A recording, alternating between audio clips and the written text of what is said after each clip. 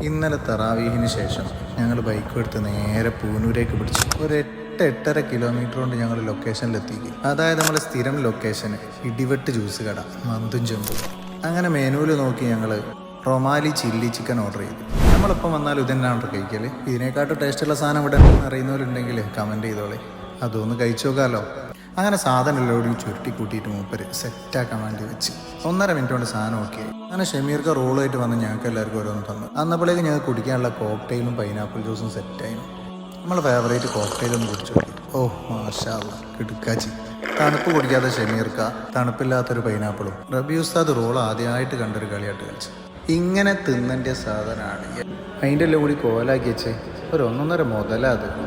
പിന്നെ അങ്ങോട്ടും ഇങ്ങോട്ടും കുറേ മറച്ചിട്ട് ഉരുട്ടിയൊക്കെ നോക്കി നടക്കൂലാന്ന് തോന്നിയപ്പോൾ ഇങ്ങനെയൊക്കെ തിന്നത് വെള്ളം നല്ല ഓണായിട്ട് നടന്നു. അപ്പോഴാണ് നമ്മൾ അബ്ബാസ് ഭായിൻ്റെ കടന്നു വരവ്. സെയിം സാധനം വാങ്ങിയിട്ട് പിടുത്തമിട്ട തീറ്റിയ.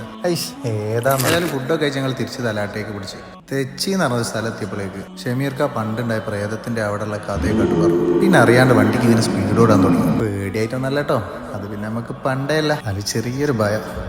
ഏതായാലും പെട്ടെന്ന് പള്ളിയിൽ തിരിച്ചെത്തി. അങ്ങനെ അൽഹംദുലില്ലാ പള്ളിയിൽ തിരിച്ചെത്തി. റാഹത്തായില്ലേ? അൽഹംദുലില്ലാ.